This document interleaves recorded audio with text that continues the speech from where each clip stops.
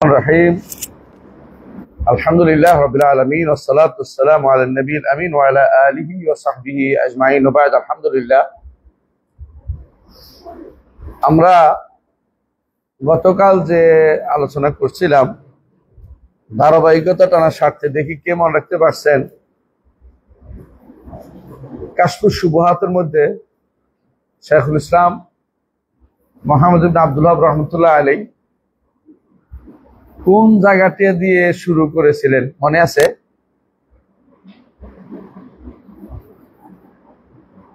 বইটা মনে নাই কারণ আমি আবার মনে করাই দিচ্ছি। প্রথমে তিনি কাফেরদের শিরকের কি চিত্র ছিল সেটা তুলে ধরেছেন, কুফার কুরাইশের শিরকের চিত্র তুলে ধরেছেন। এরপরে তিনি বলেছেন যে আল্লাহ তাআলা হিকমত এটা যে ভালো কাজের মধ্যে সবসময় শয়তান সামনে বসে থাকে। তাওহীদের পথে অনেকে বাধা হয়ে বসেছে, বিভিন্ন রকমের সন্দেহ নিয়ে বসে আছে। এই সন্দেহগুলি দূর করার ক্ষেত্রে তিনি আবার দুইটা নীতি বলেছেন। একটি নীতি হচ্ছে সংক্ষিপ্ত, একটি হলো বিস্তারিত। সংক্ষিপ্ত সন্দেহের কথা এটা বলেছেন যে সন্দেহ দূর করার জন্য এটা বলতে হবে যে তুমি যা বলছো এত কথা বুঝি না, আমি এটাই বুঝি যে আল্লাহ তাআলার বাণী সত্য, একটার বিরুদ্ধে একটা হইতে পারে না। তুমি যে পদ্ধতি নিয়ে আগাইছো ওই পদ্ধতি আমি বুঝে আসা, আমরা এটা বুঝি যে আল্লাহর বাণী সত্য, একটার বিরুদ্ধে একটা হইতে পারে না। তুমি সন্দেহ নিয়ে আসতেছ, সেখানে স্পষ্ট আমার কাছে কি আছে? নস আছে। নসের বিপরীতে সন্দেহ কোনোভাবে আসতে পারে না। আমরা তখন আপনাদেরকে বলেছিলাম যে নিয়ম হচ্ছে এটা যে আহলুস সুন্নাত ওয়াল জামাত সবসময় মুহকামকে প্রাধান্য দেয়, মুতাশাবিহকে মুহকামের তাবে করে ফেলে। আর বেদাতিরা মুহকাম স্পষ্ট মুহকাম থাকতেও তারা কি করে? মুতাশাবিহের পিছনে দৌড়ায়। তো তিনি বলছেন যে এটা স্পষ্ট, এটা বলে এটা জবাব সংক্ষিপ্ত জবাব, এটা অনেকে নাও বুঝতে পারে, কিন্তু এটা কিন্তু খুবই মূল্যবান একটি জবাব, খুবই মূল্যবান জবাব এই দিক থেকে যে এইটা যদি কেউ বুঝে তার সারা জীবন শান্তি, তারে আর কোনো বেদাতি তাকে কোনদিন পথ সন্দেহ লাগাতে পারবে না। সেইটাই বুঝবে যে কুল আল্লাহু আহাদ স্পষ্ট, লাম ইয়ালিদ ওয়া লাম ইউলাদ ওয়া লাম ইয়াকুল লাহু কুফুয়ান আহাদ স্পষ্ট। আর সেইটা বুঝবে যে ইবাদত আল্লাহ ছাড়া কারো জন্য করা যায় না। সেইটা বুঝবে যে মুশরিকরা কি করতো, আর মুশরিকরা কি করতো, রাসূল সাল্লাল্লাহু আলাইহি ওয়াসাল্লাম যখন প্রেরিত হয়েছেন সাল্লাল্লাহু আলাইহি ওয়াসাল্লাম তখন তিনি কি করতেন, কি করেছিলেন। এটা বুঝার পর তার সামনে যত রকমের সন্দেহ আসে এগুলো তার কাছে কোনো গুরুত্বপূর্ণ কিছু হয়ে দাঁড়ায় না। তিনি বলছেন যে এই উত্তরটা হয়তো অনেকের কাছে স্পষ্ট হবে না, এই জন্য বিস্তারিত উত্তর দিতে হয়। বিস্তারিত উত্তর দিতে গিয়ে তিনি বলেছেন যে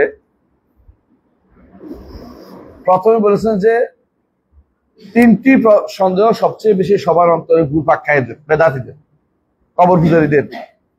তিনটি সন্দেহ। এক নম্বর সন্দেহ হচ্ছে আল্লাহকে রব মানলে হয়েছে, আল্লাহকে রব মানলে হয়েছে। বাকি যাদের দিকে মানুষের আহ্বান জানায় বা যাদের কাছে যায় ওদের একটা মর্যাদা আছে, এই মর্যাদাটা কাজে লাগাচ্ছে শুধুমাত্র। এখানে কোনো কারো কাছে কিছু চাওয়া নয়, কারো কাছে কিছু ভালো মন্দ উপকারের কোনো চিন্তা ভাবনা নাই, আল্লাহর কাছেই চায়। কিন্তু মর্যাদার দিকে শুধু তাকাইছে মাত্র, যে ওলি আল্লাহদের একটা কি আছে, মর্যাদা আছে। যা শিরিক হইতে হইলে রুবুবিয়তে শিরিক হইতে হইব, কথা বুঝছেন? এক নম্বর সন্দেহ। এটার জবাব তিনি দিয়েছেন। আপনারা জানেন যে আরবের মুশরিকরা রুবুবিয়তে শিরিক করত। রাসূল যাদের সাথে যুদ্ধ করেছেন তারা শুধু রুবুবিয়তে শিরিক করতো এমন না, উলুহিয়তেও শিরিক করতো। এবং তার অধিকাংশই রুবুবিয়ত শিরকে জিজ্ঞাসা করলে বলতে রাজি হতো যে আল্লাহ করেছেন এটা, আল্লাহ এটা করেছে, আল্লাহ এটা করেছে। দ্বিতীয়, এটার ভিতরে একটু জানার বিষয় হচ্ছে তারা আসলে রুবুবিয়ত এবং উলুহিয়ত পার্থক্য মানত না। আল্লাহকে রব মানা এবং আল্লাহকে ইলাহ মানা একই জিনিস মনে করছে, এবং এটা তাদের মধ্যে প্রচুর পরিমাণে ছিল। এমনকি এটা বর্তমানে আশারি মাতুরিদের মধ্যে প্রচুর পরিমাণে আছে। এই কারণে এখনো তারা সময় পাইলে এই জায়গাটা খুব তুলে ধরে যে শাইখুল ইসলাম মোহাম্মদ বিন আব্দুল ওয়াহাব তিনি মানুষদেরকে তাকফির করেছেন। তাদের বইতে স্পষ্ট উল্লেখ এটা করে যে উনি তাকফির করে ফেলছেন। কেমনে তাকফির করছেন? মানুষ যেটা করছে এটা তো কুফুরি না, মানুষ তো আল্লাহ আরেকজন মনে করতেছে না। মানে তাদের নিকট ইস্তিকলাল,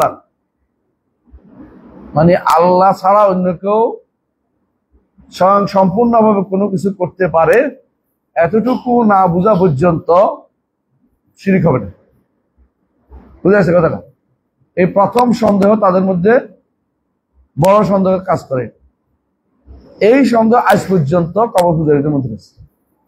আপনি তাদেরকে জিজ্ঞাসা করেন, আপনি যে এখানে আছেন এদের কাছে, ওনার কাছে কবরের কাছে চাচ্ছেন, আল্লাহ তো করে দেয়। আল্লাহ কি এরা কি নিজেতে করতে পারে না? আল্লাহর সাথে মর্যাদা দিয়ে কাজে লাগাবে, আল্লাহর কাছে মর্যাদা দিয়ে কাজে লাগাবে, এটাই তো আমরা বলি। নিজের থেকে কিছু করে না। একই কথা আপনি সবসময় শুনতে পাবেন। এক নম্বর সন্দেহ, এটার জবাব আমরা দিয়েছি, তাই না? 2 নম্বর সন্দেহ হচ্ছে তাদের কাছে, যেটা কালকে পড়েছি আমরা, মনে আছে যে আরবের মুশরিকরা মূর্তির কাছে চাইতো। আমরা তো মূর্তির কাছে চাই না, আমরা তো ওলি আল্লাহদের কাছে চাই। মূর্তি আর ওলি আল্লাহ এক কথা হইল? মূর্তি তো মাটির, আর ওলি আল্লাহরা হচ্ছে আল্লাহর বিশেষ লোক, আল্লাহর নৈকট্যপ্রাপ্ত লোক। এদের কোনো ভয় নাই, এদের কোনো পেরেশানি নাই, চিন্তা নাই। ওদের কাছে চাওয়ার ওলি আল্লাহদের কাছে আর মূর্তির কাছে একরকম কেন করেন আপনারা? এইটার জবাব আমরা গতকাল দিয়েছি, তাই না? 3 নম্বর সন্দেহ তাদের এটা ছিল ভয়াবহ। সেটা কি? ওলি আল্লাহদের কাছে আমরা আসলে ওলি আল্লাহদেরকে মাধ্যম মানছি, ওলি আল্লাহদেরকে সুপারিশকারী মানছি। ওলি আল্লাহদেরকে সুপারিশকারী মানলে এটাকে আর কোনোদিন এটাকে শিরিক করা বলা যায় না। ওলি আল্লাহরা সুপারিশ করবে, ওলি আল্লাহরা সুপারিশ করবে আল্লাহর কাছে। আমরা তো আল্লাহর কাছেই মূলত চাই, ওলি আল্লাহদেরকে সুপারিশকারী বানাইছি, এটা না পার্থক্য। এই 3টি হচ্ছে মূল সন্দেহ। এরপরে ছোট ছোট সন্দেহগুলো আসবে। এই 3টি শাইখুল ইসলাম মোহাম্মদ বিন আব্দুল ওয়াহাব রাহমাতুল্লাহ বলছেন, ইন্না হাযিহি শুবাহ তালাতা, এই 3টি সন্দেহ হচ্ছে সবচেয়ে বড় সন্দেহ কবর পূজারীদের।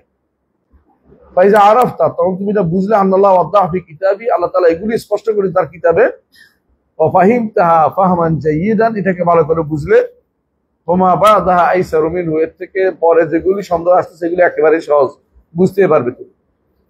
তাহলে এগুলি সংক্ষেপে, প্রথমটা কি তাহলে? রুবুবিয়তে শুধু শিরক হয়, উলুহিয়তে শিরক হয় না। 1। 2 নম্বর সন্দেহ কি? এরা হলো ওরা চাইতো মূর্তির কাছে, আমরা মূর্তির কাছে চাই না, আমরা ওলি আল্লাহদের কাছে বলছি। ওলি আল্লাহ মূর্তি এক জিনিস না। 3 নম্বর হচ্ছে ওরা ওরা চাইতো মূর্তির কাছে, আমরা তো মূর্তির কাছে চাই না, আমরা এগুলির সুপারিশকারী বানাইছি, মাধ্যম বানাইছি। এই 3টি সন্দেহ তাদের সারা জীবনের। বড় বড় কবর পূজারীদের আপনি যে কোনো মাজারে যান, একই কথা শুনতে পাবেন, একই কথা শুনতে পাবেন। এর চেয়ে ভয়াবহ রূপ ধারণ করছে আমাদের দেশে। সেটা কি? তারা মনে করে আল্লাহর ধন খাজারে দিয়া, আল্লাহ গেলেন গায়েব হইয়া, এখন আর আল্লাহ দেয় না, সব খাজাই দিবে। এবং তাদের মধ্যে একটা গোষ্ঠী মনে করে নবী কাছেই তো সব। বুঝছেন কিনা? তাদের মধ্যে আরেকটা গোষ্ঠী মনে করে আরো বাড়তি, সেটা হচ্ছে মরে গেলে অলিদের ক্ষমতা আরো বেড়ে যায়। অলিরা মরে গেলে মরে না, ওরা ওখানে গিয়ে আরো ক্ষমতা বর্ধিত হয়, কারণ তারা ফানা ফিল্লা হয়, বাকা বিল্লাহ হয়। ফানা ফিল্লা বুঝছেন?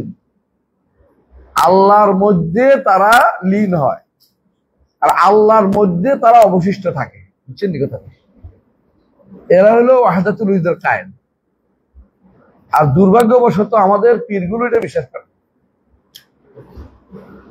ওলি আল্লাহরা ফানা ফিল্লাহ হয়, বাকা বিল্লাহ হয়। ফানা ফিল্লাহ হয়, বাকা বিল্লাহ হয়। ফানা ফিল্লাহ, বাকা বিল্লাহ বুঝছেন তো? এবং এটা বেশিরভাগ বিশ্বাস করে এটা। আরেকটা গোষ্ঠী মনে করে আল্লাহ তাআলা তার জগৎকে ভাগ করে দিয়েছেন অন্যদের জন্য। শাইখুল ইসলাম মোহাম্মদ বিন আব্দুল ওয়াহাব সময়ের ওই শিরিকটা ছিল না, এটা এখন নতুন শিরিক আইটেম আসছে আমার দেশে। সেটা কি? জগতের মধ্যে 313 জন আছে কুতুব, এতজন আছে গাউস, এরা ভাগ হয়ে আছে সারা বিশ্বে। শহর কুতুব আছে, আবার আবদাল আছে। আচ্ছা, আবদাল শব্দটা আমি একটু বাদ দিচ্ছি ইচ্ছা করে। আবদাল শব্দের একটা হাদিস শুদ্ধ আছে অন্য একটা অর্থে, এরা শব্দটা নিয়ে এখানে ব্যবহার করছে। আবদাল শব্দের অর্থ হচ্ছে ইলমে আমলে পরিপূর্ণ ব্যক্তিকে আবদাল বলে। আবদাল বলে তারা আল্লাহ তাআলা জগৎকে ইলমে আমলে পরিপূর্ণ ব্যক্তি, তাদেরকে আবদাল একটা হাদিস আছে, এই জন্য আমি বলি না। গাউস আছে, কুতুব আছে, নোকাবা আছে, নোজাবা আছে, ওতাদা আছে, এগুলি যারা বলে এরা কি মনে করে জগতের মধ্যে কুষ্টিয়া শহরে একজন কুতুব আছে, শহর কুতুব, তিনি যদি রেগে যায় তো শহরের মধ্যে গরম বেশি পড়ে। আজকে গরম বেশি পড়ছে না, শহর কুতুব গরম হয়ে গেছে আজকে কোনো কারণ। আজকে কেউ মারামারি করছে না, শহর কুতুব আজকে খুব ক্ষেপে আছে।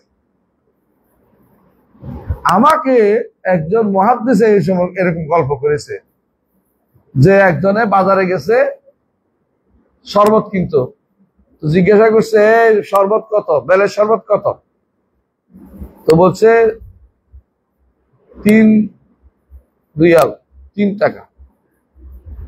বলছে 2 টাকা দেবেন নাকি? যা আগে থেকে তারাই দিছে। তো বুঝছে শহর কুতুব গরম হয়ে গেছে, পরে বুঝছে আর কি, এখন বুঝে নাই। দেশে খুব মারামারি চলতেছে, বুঝছে এডবেটাও গরম, এবার গরমে সব গরম হয়ে গেছে। আরেকদিন জিজ্ঞাসা করছে কয় টাকা? 3 টাকা। 2 টাকা দিবেন নাকি? নেন। 1 টাকা দিবেন নাকি? নাও নেন। মানে বুঝে শহর কুতুব নরম আছে, বুঝছে? শহর কুতুবে কি বেছে? বেলের শরবত বেছে। এই গল্প আপনি আপনাদের ওলি আল্লাহদের মুখে শুনবেন ইনশাআল্লাহ, একদিন দুদিন না, সেভারেল টাইম শুনবেন। এই যে পীরেরা এগুলি বলে বেড়ায়, এর অর্থ হলো এরা কিন্তু জগৎটাকে ভাগ করে দিচ্ছে। এই জগৎটাকে ভাগ করার এই জিনিসটা কোথায় গেছে, কোথেকে আসছে জানেন? হিন্দু ধর্মের মধ্যে আছে। হিন্দু ধর্মে 10 জন দক্ষ আছে, আকাশে 10 জন দক্ষ আছে, বুঝছেন? ব্যক্তি আছে যারা মানুষের ভাগ্য নিয়ন্ত্রণ করে। আপনাদের মনে থাকার কথা, একজনের নাম হচ্ছে খনা। খনার বচন কয় না? হিন্দুদের খনার বচনের মধ্যে আছে, খনার জিব্বা কাটার মাসালার মধ্যে, ঘটনার মধ্যে 10 দক্ষ একত্র হয়ে তার জিব্বা কাটা দিতে হবে। ঘটনা হিন্দুদের, বুঝলেন? এখানে যা যা ঘটে দক্ষরা ঠিক করে কি করবে। এই যে চিন্তা ভাবনা, এগুলি কিন্তু দেওবন্দ বলেন, বেরলভী বলেন, কাউসারি বলেন, সবার মনের ভিতরে আছে। দেওবন্দের হুজুরা বিশ্বাস করে যে ওলি আল্লাহরা শহর কুতুব একত্র হয়, জঙ্গলে যায়। পড়েন না, শুনেন না আপনারা? জঙ্গলে গেছে, হুজুর কোথায় যায় খুঁজে পায় নাই, পরে গেছে আফ্রিকা জঙ্গলে গেছে, তিনি কুতুবুল আকতাবের দাওয়াত খাইতে গেছে। তারপরে আবার ওদের মধ্যে একদল বিশ্বাস করে, এদের মধ্যে আবার একদল বিশ্বাস করে যে একদিন সবাই দেখছে হুজুরে কাপড় রোদে দিছে সকালবেলা। তো হুজুরে কাপড় রোদে দিল কোত্থেকে? হুজুর বলতে হবে আপনি রাতে সকালবেলা কাপড় রয়ে দিচ্ছেন, জামা কাপড় ভিজা কেন? বলছে হাজিদের জাহাজ আটকে গেছিল সরে, কুতুবুল আকতাব ডাকছিল, আমরা যাই ঠেলে এটা নামাই দিছি। এখন কিন্তু আকাশের জাহাজ আর আটকে না, হুজুরও ডাকে না, বুঝলেন? এটা তাদের বইতে আছে, আমি কি নিজে বানাইছি নাকি? তাদের বইয়ের মধ্যে আছে। এই জাতীয় যারা বিশ্বাস করে তারা কিন্তু আমাদের এটা বইয়ের বাইরে, এরা মুশরিক হইয়া বইয়ের বহুত আগেই। এটা সন্দেহের জায়গা নয়, এটা একেবারে পুরো কুফরি শিরকে, মহাশিরকের মধ্যে লিপ্ত। এরা হচ্ছে শিরকুর রুবুবিয়তে লিপ্ত। এদের কোনো কিছু পাওনা নাই, এদের দ্বীনের কোনো কিছু অবশিষ্ট নাই ওদের। যাদের এখানে বলতেছে তারা হচ্ছে এমন সব সন্দেহ যেগুলো তারা মনে করতেছে যে তারা দ্বীনের উপর আছে, তারা রুবুবিয়তে সরাসরি কারো কাছে চায় তাই না, রুবুবিয়তে উলুহিয়তে শিরিক করতেছে। এই জায়গাতে সন্দেহ করছে, এদেরকে আমরা বলতেছি এই লোকগুলো আমার দেশে আছে, এটা বলতে বলতেছি। এবং এদের মূল সন্দেহ কয়টা বলছি? তিনটা। এক নম্বর হচ্ছে শিরিক শুধু রুবুবিয়তে হয়, উলুহিয়তে হয় না। তোমরা কি করো? আমরা শুধু যা আল্লাহর ওলিদের মর্যাদাকে কাজে লাগাই, আল্লাহ মর্যাদার দিকে দেখে, হ্যাঁ, এটা আমাদেরকে দিবে। এই জন্য তারা হাদিস বানাইছে, তাওয়াসসালু বিজাহি ফাইন্না জাহি ইনদাল্লাহি আযীম। আমার মর্যাদা দিয়ে আল্লাহর কাছে ওসিলা দাও, আমার মর্যাদা অনেক বড়। বানোয়াট হাদিস, আগাগোড়া বানোয়াট, এমন কোন হাদিস নেই। এরাই হাদিস বানাইছে আদম আলাইহিস সালামের কি তওবা কবুল হচ্ছিল না, তো তিনি একদিন বললেন যে আল্লাহ আদমের ওসিলায়, মুহাম্মদের ওসিলায় আমার তওবা কবুল করেন। এরা হাদিস বানাইছে। তো যেখানে থাকুক, এটা যদি কোনো হাকে মোস্তাদ রাখা থাকে, এটা বানাও। তো এই হাদিসটার মধ্যে কি হয়েছে? কিভাবে জানলা তুমি? মুহাম্মদের নাম কিভাবে জানলা? বাবারে বাবা, আদম জানে গেছে গোপন তথ্য।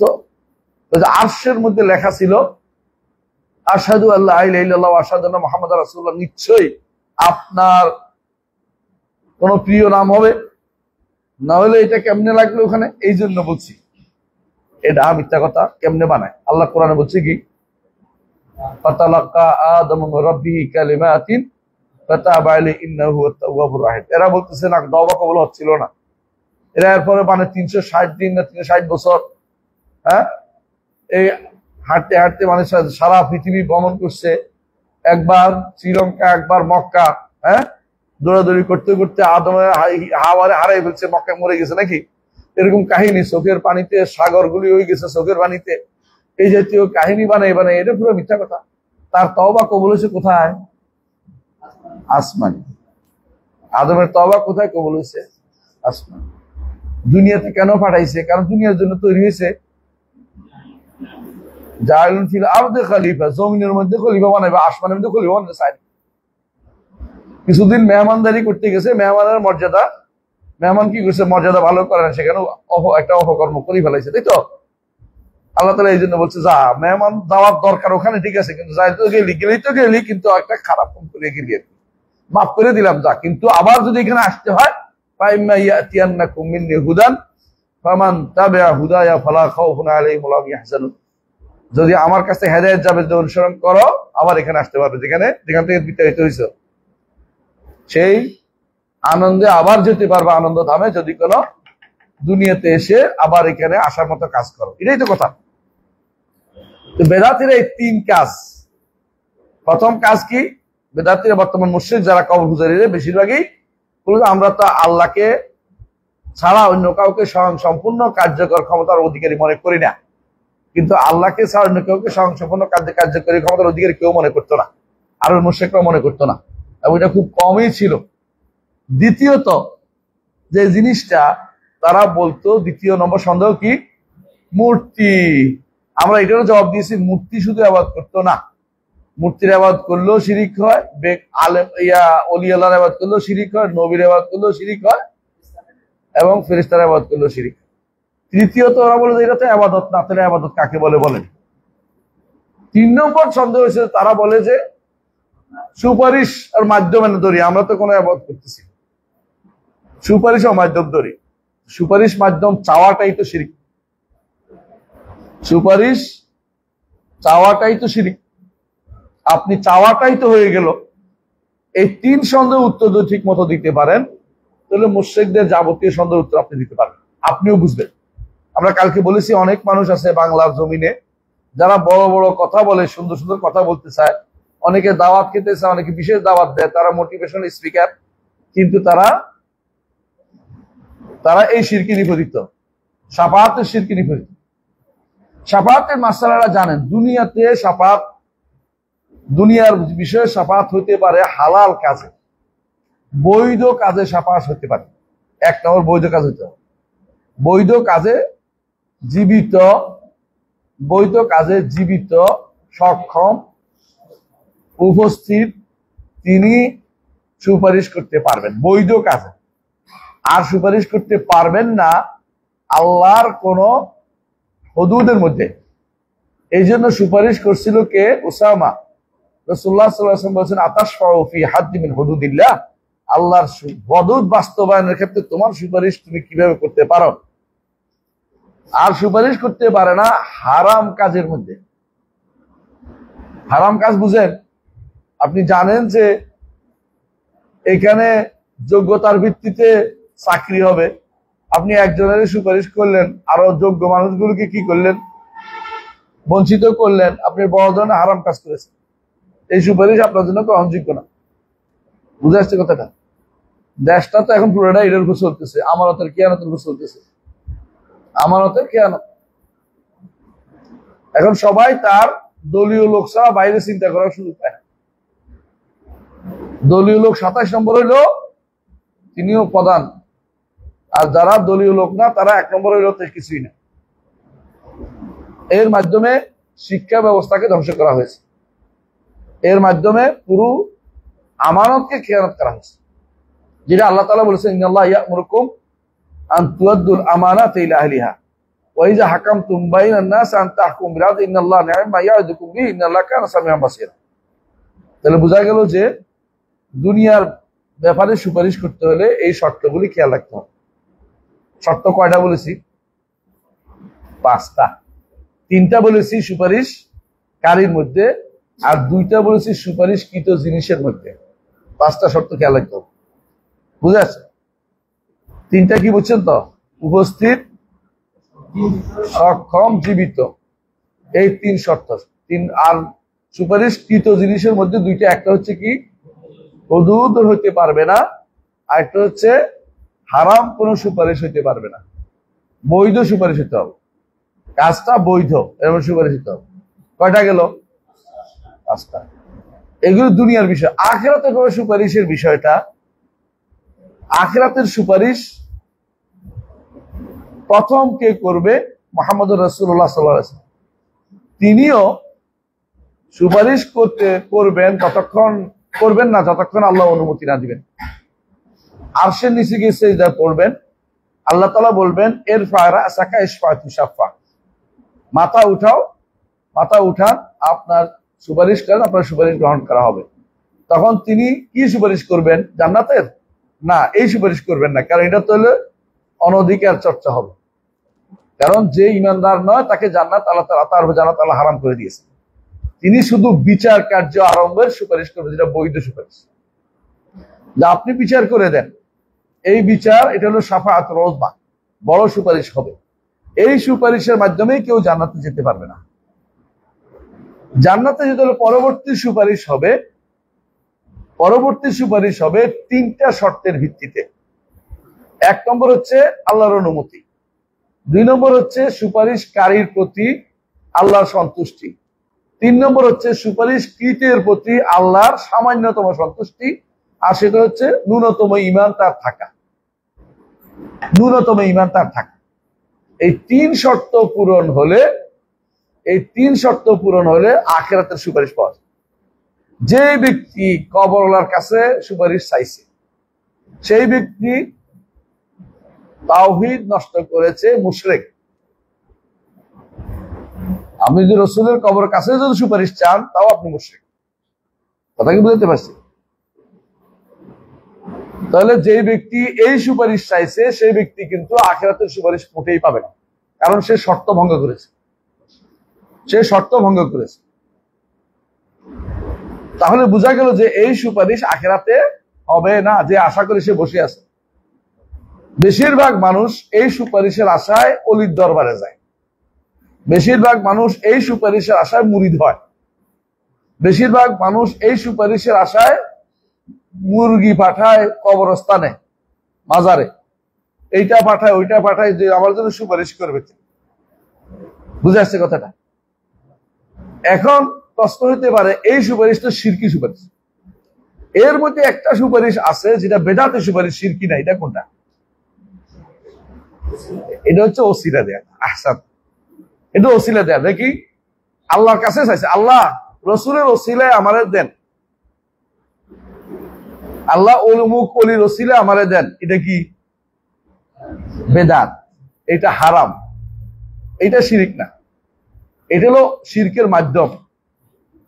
আল্লাহর কাছে চাচ্ছে কিন্তু এই কথাটা ভুল করেছে। কিভাবে বললে শুদ্ধ হইতো?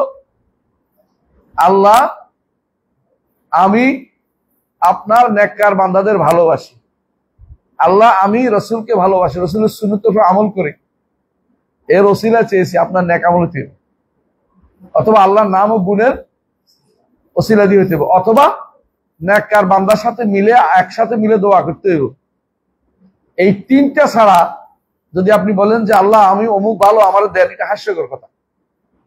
দুনিয়ার বুকে কেউ যদি বলে যে মেয়র সাহেব ওই লোক তো ভালো আমার টাকা দেন, তো মানুষ তুমি ওই লোক ভালো তোমার টাকা দিব কেন? বুঝলেন না কথাটা? যদি আপনি যান বলে উস্তাদ এই ছেলে তো ভালো লেখাপড়া করে আমার নম্বরটা বাড়াই দেন, ওই ছেলে নম্বর লেখাপড়া আর ওরে নম্বর বা তোরে নম্বরটা কেন দিবি এটা বলতো? তুই একটা কিছু কর যে তোরে নম্বরটা দিব, তুই ভালো করে লেখ, অথবা তুই বুঝে বল আমাকে প্রশ্নটা, উত্তরটা দিতে পারিস তুই দেখ, তাহলে আমি তোর নম্বর দিব। উনি ভালো তোমার নম্বর দিব কেন? ওনার সাথে সম্পর্ক তৈরি করে তোমার কি? তো অলি আল্লাহ ভালো দেখাইয়া তুমি পার পেতে পারবে না, এটা বেদাত। কিন্তু যদি মনে করো অলি আল্লাহর এখানে সামান্যতম কিছু কি আছে, সামান্যতম কি আছে, তার দখল আছে বা তার সামান্যতম একটু আগায় দিবে, তখন শিরক হয়ে যাবে। এই জন্য এটা হচ্ছে শিরকের একেবারে সূক্ষ্ম একটা জায়গা, যেটা টান দিলে বাকিটা শিরকে পড়ে যায়। চুল একটা আটকে রয়েছে, এটার কারণে শিরকে যাচ্ছে না, এমন এক জায়গা। বেশিরভাগ মানুষই কিন্তু মনে করে যে আমার কথা কি আর আল্লাহ শুনবে, ওলি আল্লাহরে বলছি উনি বলে দিবে। যারা শাহজালালের মুজাররদ ইয়ামানির, ইয়ামানি না তাবরিজি বলেন তো, বিশাল সন্দেহ। বেশিরভাগ বলে ইয়ামানি, আসলে তিনি তাবরিজি, এটাই শুদ্ধ। বাংলার সুফি সাধক একটা বই আছে, ইসলামী ফাউন্ডেশন বের করেছে বিশাল, ওটার মধ্যে শেষ পর্যন্ত তিনি ইয়ামানি সাব্যস্ত করতে পারেন নাই। আর আপনারা তো ইয়ামানি ইয়ামানি বলে কাঁদেন, ইয়ামানি সাব্যস্ত করার দলিল পাওয়া যায় নাই, বরং তাবরিজি হওয়াটাই বেশি, তাবরিজ মানে ইরানি হওয়াটাই বেশি যৌক্তিক মনে হচ্ছে। এই কারণে যে শাহ জালাল, শাহ শব্দটি ইয়ামানিরা ব্যবহার করে না, আর শাহ পরাণ, পরাণ ইয়ামানিরা ব্যবহার করে না। যত শাহগুলি শব্দগুলি ইয়ামানিদের শব্দ না, এগুলি আরবি, ইয়ামানি খাঁটি আরবি, এটা ফার্সি শব্দ। আর তাবরিজ পারস্য এলাকার, শামসে তাবরিজির মতো বদ লোকটা কোথায় ছিল? পারস্য এলাকায় ছিল। শামস তাবরিজি কি ছিল জানেন তো? পীর ছিল। তো বলেন আপনি, পীর না শুধু, এইটা ছিল মূলত ইখওয়ানুস সফা, কল্যাণুল ওয়াফা, একটি গোষ্ঠী আছে যাদের বাতিনি ফেরকা বলে, বাতিনি ফেরকার লোক ছিল শামসুদ তাবরিজি। ও কি করছে, এরে নষ্ট করছে জালালউদ্দিন রুমিরে আজেব সিদ্ধান্ত দিয়া, গোপন বিদ্যা দিয়া নষ্ট করছে। এরা দুইটাই ওয়াহদাতুল উজুদের কায়েল ছিল, সর্বেশ্বরবাদী ছিল। সর্বেশ্বরবাদীরা ইমানদার থাকে না, সর্বেশ্বরবাদী ইমানদার থাকে না। শামসুদ তাবরিজি ওনারা এই গোষ্ঠীর ছিল। জালালউদ্দিনের রুমি একটা বইয়ে লেখা, আবুল ফজল আল কওনবীর লেখা, এই বইটা পড়লে আরবিতে এটা আপনি বুঝতে পারবেন। এটা কোনো সৌদি আরবের বই নয়, এটা হচ্ছে একবারই ওদের দেশের লোকে লিখছে, ওহাবিরা লেখে নাই, ওদের সুন্নিরাই লিখছে। কোন দেশের? রুম দেশের কৌনবী, এটা রুম এলাকা, কৌনু একটা রুম এলাকা, কৌনবী আছে। ওই এলাকা ইউরোপে একটা এলাকার নাম কনবি না কনোয়া। তো ওই এলাকার লোকে লেখছে এটা। আখবার জালালউদ্দিন রুমি, নেটে পাবেন, ফ্রি পাবেন, পড়ে নিবেন। দেখবেন যে এগুলি কোনো ইমানদারের কথা হইতে পারে না, আজে বাজে দুনিয়ার সব নিকৃষ্টতম কথাবার্তা তার চালু করছে। কারণ বাতিনি ফেরকার লোক হচ্ছিল শামসুদ্দিন তিবরিজি।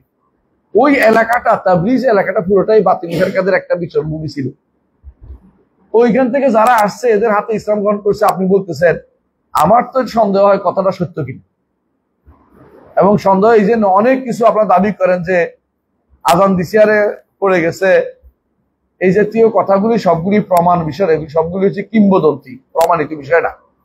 আলাকুলে হাল মোট কথায় আসি, একেবারে আল্লাহর ওলি হয়ে গেল, আপনার কোনো খাওয়া নাই এখানে। আল্লাহর ওলি হলে তিনি আল্লাহর কাছে পাবেন, আপনি কি পাবেন?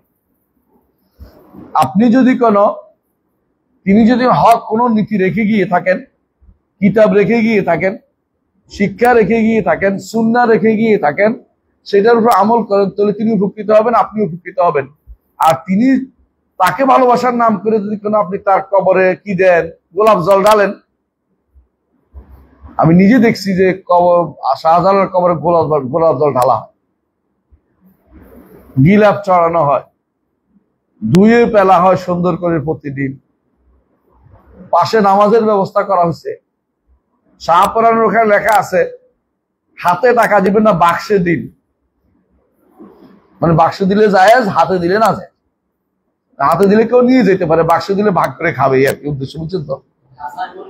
হ্যাঁ, খাসাই মুরগি দিন, হয়তো খাসাই মুরগি দিন, হাতে কারো দিবেন না। খাসাই মুরগি দিন, হাতে দিবেন না। শাহপরানের এখানে নিচে আছে, নামাজ পড়েন, নামাজ পড়া দয়া করছে। যে ব্যক্তি করছে, এই ব্যক্তি মনে করছে কতটা পুণ্যের কাজ করেছে, অত শিরকের দ্বার উন্মোচন করেছে। মূলত আপনি যেটাই দেখবেন, মোট কথা এটাই বলতে চাচ্ছি, শাফাতের এই মাসালাগুলোটা এটাই হচ্ছে বর্তমান সময় এবং আগেও রসুলের যুগেও শাফাতের জায়গাটাই ছিল শিরকের জায়গা। শাফাতের নাম দিয়েই তারা শিরকটা করত। দলিল মা না'বুদুহুম ইল্লা লিয়ুকাররিবুনা ইলাল্লাহি যুলফা ওয়াল্লাযিনা ইত্তাখাযু মিন দুনিহি আউলিয়া মা না'বুদুহুম ইল্লা লিয়ুকাররিবুনা ইলাল্লাহি যুলফা। আল্লাহ তাআলাই বলে দিচ্ছেন যে এরা এই কথাই বলে, এদের জিজ্ঞাসা করলে এই কথাই বলবে যে আমাদের সুপারিশ করবে। এরা একটু সুপারিশ করলে তো আমি পের পাই যাই, মনে করছে ওলি আল্লাহ সুপারিশে আমার সব শেষ।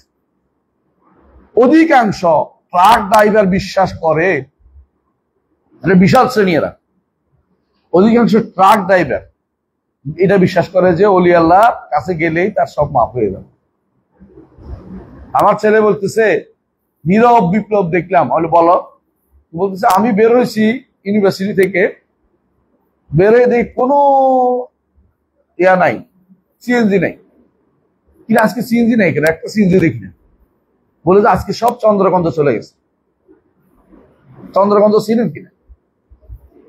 হ্যাঁ, মহাপবিত্র ওরস শরীফ চন্দ্রগন্ধ। জানি না মহাপবিত্র কিভাবে হয়। ওরস কাকে বলে বুঝছেন তো? ওরস মানে বিয়ে, বিয়ের বাসর ঘর। কেন হয়? এই দিনে আল্লাহর সাথে তার মিলন হয়েছিল। মিলন হবে কত দিনে, এই আশায় বসে আছে তারা। এরা মনে করে বিয়ে দেয় আল্লাহর কাছে। আমি এটা বুঝতাম না। আব্দুল্লাহ জাহাঙ্গীর রহমতুল্লাহকে একদিন ফোন দিয়েছিলাম, স্যার ওরসটা কি বলেন তো? হ্যাঁ, এটা জানতে হলে আমার কাছে আসতে হবে স্যার। তার তো একটু নষ্ট করে কথা বলতেন। তো বললাম যে স্যার আসছি, আবার বলেন। এটা হলো বিয়ে স্যার, বিয়ে, শুধু বিয়ে দিচ্ছে আল্লাহর কাছে এরা, নাউযুবিল্লাহ। হ্যাঁ, নওশা সাজাইয়া এরা আল্লাহর কাছে পৌঁছায় দিচ্ছে, বুঝেন নাই? ওরস নাম দিছে, খুশরুজ নাম দিছে, তারপরে বেসাল নাম দিছে। বেসাল মানে মিলন, বেসাল শরীফ। এগুলি জানতে হবে আপনাদেরকে। আপনারা রাস্তায় দেখবেন কত জায়গা যে এগুলি আছে তার হিসাব নাই। এই যে বসন্তপুর গ্রামে আসার সময় দেখছি শেখপাড়ার ওই পাশে দিয়া দেখলাম যে মাজার একটা হয়ে রয়েছে। কোনো মানুষ যেন বলার কিছু নাই। আবার জায়গায় জায়গায় এগুলি নির্দিষ্ট দিনে কি হয়, ওরস হয়, বিশাল কাজও হয়। কেউ বলতেও পারবে না, বললেও শুনবে না। বললে আপনি ওহাবি, বললে আপনি ওহাবি। ওরা কি ওরা সিন্নি, ওরা সুন্নি। এই জাতীয় মানুষগুলোর সন্দেহগুলো দূর করা আমাদের গুলোর কর্তব্য বেশি। একটা সন্দেহ দূর করা, এটা হচ্ছে জিহাদ। জিহাদ কেন? জিহাদ কেন? জিহাদ বলেন, জিহাদের যে স্তরগুলির মধ্যে আছে, এর মধ্যে আছে শয়তান মানুষের অন্তরে দুইটা সমস্যা নিয়ে আসে। একটা হলো সন্দেহ, একটা হলো প্রবৃত্তি, একটা শাহওয়াত, একটা শুবহাত। শয়তান মানুষের অন্তরে দুইটা জিনিস নিয়ে আসে, একটা কি শাহওয়াত, একটা শুবহাত। ইমানদার এলেম দিয়ে শুবহাত দূর করে, আর শাহওয়াত দূর করে আখিরাতের ভয়ে, আল্লাহর বহত্ব জেনে। এটাও এলেম লাগে। এই জন্য এলমের জায়গাটা সর্বোপরে। আর এলেম দিয়ে নফসের বিরুদ্ধে জিহাদ হয়। কারণ নফসে কি আছে? জাহাল আছে। নফসে কি আছে? জাহাল আছে। নফসে কি আছে? বেদাত আছে। নফসে কি আছে? দা আছে, মানে কাজ করতে চায় না, এটা আছে। নফসের চারটা জিনিসে নফসের বিরুদ্ধে জিহাদ। একটা হলো এলেম দিয়ে অথবা আমল দিয়ে, তারপরে দাওয়াত দিয়ে, তারপর সবর দিয়ে। সুতরাং নফসের ভিতরে যখন সন্দেহ শুবহাত ঢুকাই দেয় শয়তান, এগুলি দূর করার জন্য এলেম লাগে। আর শয়তানের বিরুদ্ধে এলেম লাগে, নফসের বিরুদ্ধে জিহাদও এলেম লাগে। এমনকি যারা বাতিল তাদের বিরুদ্ধে কথা বলতেও এলেম লাগে। আর যারা যুদ্ধ করছে ওদেরকে শুদ্ধ করতেও কি লাগে? এলেম লাগে। এলেম ছাড়া কোনো জিহাদ হয় না। এই জন্য এলেম, যে কোনো এলেম, আপনাদের ওই যে নাকি ফকলুর বিদ্যা, আপনাদের ফকলুর এলেম না। এটা হচ্ছে কোন এলেম? কোরআন এবং সুন্নাহর বিশুদ্ধ এলেম, বিশুদ্ধ আমল, বিশুদ্ধ দাওয়াত এবং সঠিক নিয়মে সবর। বলছি কয়টা? বিশুদ্ধ এলেম, বিশুদ্ধ দাওয়াত, বিশুদ্ধ আমল, বিশুদ্ধ দাওয়াত এবং সঠিক নিয়মে সবর। এইটা চারটা যদি করতে পারেন আপনি সফল কাম। তো আমরা এতক্ষণ যে আলোচনা করছি, আগের দর্শটাকে সংক্ষিপ্ত কথায় বলেছি। আজকের দর্শটা ইনশাল্লাহ এখন পড়বো, যা থেকে একটু একটু ছোটখাটো সন্দেহ তিনি বলবেন, আবার জবাবও দিবেন। ছোটখাটো সন্দেহ, ছোটখাটো জবাব। কিন্তু আগের তিনটা এবং এরপরে বিস্তারিত আলোচনা করেছেন। এটা হচ্ছে এই কাশফুস শুবহাত গ্রন্থের মূল প্রতিপাদ্য বিষয়। এটা যে ব্যক্তি বুঝে নেয়, কাশফুস শুবহাত সারাদিন পড়লেও বুঝবে না। কথা বুঝতে পারছি? এটা আপনাকে বুঝতে হবে। জি, আমরা একটু পড়ি। ক্বাল আল মুসান্নিফ রাহিমাহুল্লাহ, فإن قال أنا لا أعبد إلا الله وهذا الابتداء إليه والله ليس بذلك فقل له أنت تخبره أن الله فرض عليك أن تخلص العبادة وهو حق لله نہیں اچھا ہے وهو حق عليك. فإذا قال نعم فقل له بين لي هذا الفرض الذي فرضه الله عليك وهو إخلاص العبادة لله وهو حقه عليك فإنه لا يعرف العبادة ولا أنواعها فبينها ولا أنواعها এদুর পর্যন্ত থাকি। কি বলতেছে? বলে আমি তো একমাত্র আল্লাহর ইবাদত করি, তবে আমি যে নেককারদের কাছে যাই, ওলি আল্লাহদের কাছে যাই, ওদের কাছে নিজেকে একটু বলি, পেশ করি, কথা বলি এবং তাদেরকে যে ডাকি, এটা ইবাদত না। এই ইবাদত নাম দিতে রাজি নাই। মানে ওলি আল্লাহদের কাছে নিজেকে সমর্পণ করা, অথচ আপনি কার কাছে সমর্পণ করতে হবে? দলিল রাসূলুল্লাহ সাল্লাল্লাহু আলাইহি ওয়াসাল্লাম তিনি শোয়ার আগে যে দোয়াটা করতেন, সেখানে কি বলছেন? লা মালজা ওয়ালা মানজা, একটা লাম দিয়ে একটা নু দিয়ে, ইল্লা ইলাইকা। লা মালজা, আশ্রয়ের কোনো জায়গা নেই এবং নাজাতের কোনো উপায় নেই ইল্লা ইলাইকা, আপনি ব্যতীত। এবং এটাই হচ্ছে যখন বলেন ওয়ালা ইয়ানফাউ দাল জাদ্দি মিনকাল জাদ্দু, এটা দ্বারা এটাই বুঝাইছে। রুজু, আশ্রয় নিতে হলে কার কাছে আশ্রয় নেবেন? আল্লাহর কাছে আশ্রয় নিতে হবে, আল্লাহর কাছে। আর কারো কাছে আশ্রয় নিতে পারবেন না। বুঝে আসছে কথাটা? হ্যাঁ, দুনিয়ার জীবনে আপনি আশ্রয় ওইটার পিছনে থাকতে হবে, কিন্তু আশ্রয় চাই না। এটা আমি একটা কৌশল নিচ্ছি আমার দেখতে না হয়, দেখ, কিন্তু আশ্রয় নিতে হবে কার কাছে? আল্লাহর কাছে। যেই জিনিস আপনার সামনে আসছে তাই না? এখন আপনি যদি বলেন যে আমি কোথাও যাবো না, মরে যাবো, রাস্তার মধ্যে দাঁড়িয়ে থাকবো মাঝখানে, তাহলে আপনি পাগল। আপনি কিন্তু বেরিয়ে আসবেন, এটা সন্দেহ নাই, সামনে আপনার গাড়ি আসতেছে, সরে আসবেন, কিন্তু এটার অর্থ ওইটা নয় যেটা গোপন যে ভয়, ওই ভয়ের আশ্রয় কার কাছে থাকবে? আল্লাহ ছাড়া কারো কাছে নয়। বুঝে আসছে কথাটা? অলি আল্লাহ যেটা পারে না ওর কাছে আশ্রয় নেওয়া যাবে না। অলি আল্লাহ আপনাকে গোপন কিছু দিয়ে বাঁচাতে পারবে না। বুঝলেন না কথাটা? আপনার কাছে যদি কোনো বাঘে আক্রমণ করতে আসে, আপনি একটা আশ্রয় নিতে পারবেন কোথায়? গাছের উপরে। কিন্তু গাছের কাছে আশ্রয় চাইতে পারবেন না, গাছের সেই ক্ষমতা নাই। পার্থক্য বুঝছেন তো? আপনি অলি আল্লাহর কাছে আশ্রয় চাইতে পারবেন না, কিন্তু অলি আল্লাহর একটা বিল্ডিং আছে বড়, বিল্ডিং এর কোনার মধ্যে যা ফলাই গেছেন, বাঘের আক্রমণ, এটা তো নিষেধ নাই। পার্থক্য দূরে আলাদা করতে হবে আপনাকে। একটা হলো কার কাছে আশ্রয় চাইছেন, আর কিভাবে আশ্রয় নেওয়ার চেষ্টা করতেছেন আপনি। তো অলি আল্লাহর কাছে অথবা অলি আল্লাহর কবরের কাছে আপনি আশ্রয় নিতে পারেন না, কেন? এগুলি কোনো ক্ষমতা নাই। কথা বুঝছেন তো? যারা বলে যে আমি তো আল্লাহর ইবাদতই করি, কিন্তু আশ্রয়টা অলি আল্লাহর কাছে চাইছিলাম, এটা কোনো আল্লাহর ইবাদত না, এটা গায়ের জোরের কথা, গায়ের জোরের কথা। তিনি বলতেছেন যে তাহলে তুমি বলো, আচ্ছা আচ্ছা ওই অংশ থাক, এখন নতুন করে তোমার সাথে একটা প্রশ্ন করি। আল্লাহ তাআলা তোমার উপর কি একমাত্র আল্লাহর কাছে ইবাদত করা কি ফরজ করছে না? বলে হ্যাঁ ফরজ করছে। এটা কি তার হক না? বলে হ্যাঁ এটা তার হক। সে বলবে, রাজিয়া বলবে হ্যাঁ এটুকু বলে ইবাদত সব আল্লাহ, আমরা এটা ইবাদত না, এটা বলতে চাচ্ছি। বুঝে আসছে কথাটা?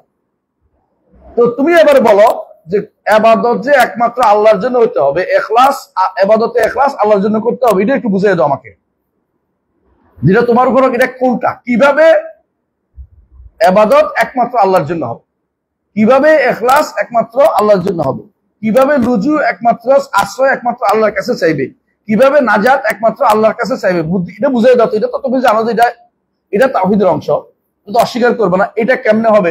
ইবাদত একমাত্র আল্লাহর জন্য করতে হলে তুমি যে জিনিসটা ভুল করছো, এটা কি? ইবাদত কাকে বলে এটাই জানো না। তুমি ইবাদত কাকে বলে এটাই জানো না, কারণ ইবাদত শুধু সিজদা নয়, ইবাদত শুধু রুকু না, আশ্রয় নেওয়াটাও ইবাদত, নাজাত চাওয়া, আশ্রয় চাওয়াটাও কি ইবাদত, উদ্ধার কামনা চাওয়াটাও কি ইবাদত। তুমি মুখে যেটা বান্দায় পারে না তুমি ভালো করে জানো, এটা চাওয়াটাও কি ইবাদত, এটা ইবাদত। এই ইবাদতটা যদি আল্লাহর জন্য না করো, শিরক হয়ে যাবে। তুমি যদি কোনো আল্লাহর কাছে আশ্রয় নিতে, এটা কি হইতো? ইবাদত হইতো। আল্লাহর কাছে লুজু করতে, লুজু লাজা অর্থ আশ্রয় নেয়া, আল্লাহর কাছে নাজাত চাইতা, তাহলে তুমি কি করতা? ইবাদত করতা। তুমি চাইছো অলি আল্লাহর কাছে, তুমি চাইছো কবরের কাছে, তুমি চাইছো মাজারের কাছে, তুমি চাইছো শাহজালালের কুমিরের কাছে, শাহজালাল না তো শাহ কি খান জাহান আলীর কুমিরের কাছে। শাহজালালের একটা কি আছে? গজার মাছ, গজার মাছ কে জানি মেরে ফেলছিল, আল্লাহ ভালো করছিল এই কাজটা, কিন্তু এখন আবার নাকি আবার এটা সারা দিচ্ছে, ওরা একটা দুইটা করে আবার বাড়াইতেছে দেখলাম। সবাই এটার মধ্যে কি খাওয়ায়? ওরে খাওয়াচ্ছে, মুড়ি খাওয়াচ্ছে, এমনি খাওয়ায়, এমনি খাওয়ায়, এমনি খাওয়ায়, উদ্দেশ্যমূলক খাওয়ায়। এগুলি খাওয়াইলে কি হবে? আমার উদ্দেশ্য পূরণ হবে। এগুলি খাওয়াইলে এগুলি আমার উদ্দেশ্য পূরণ করে দিবে, শিরক, কোনো সন্দেহ নাই। যদি এতই খাওয়াইতে ইচ্ছা হয়, গরিব মানুষ তো আছে, তাদের খাবার না কেন? মাছের খাওয়াইতে হবে না, মাছটারে তো খেয়ে ফেলা যায়, মাছটারে তো জবে করে খাওয়া যায়, মাছটারে জবে করে খান না, খান রেখে দিচ্ছেন কেন?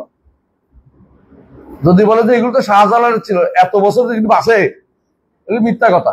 এখন তো শাহজালাল গুলি না, এখন গুলি কেন পারতেছেন? শিরকের সুযোগ দেওয়ার জন্য পারতেছে, আর কিছুই না। আচ্ছা তাহলে আমরা আজকে বোধহয় আর পারবো না পড়তে, তাই না? আজান দিয়ে দিছে। সুবহানাকাল্লাহু ওয়া বিহামদিকা আশহাদু আল্লা ইলাহা ইল্লা আনতা আস্তাগফিরুকা।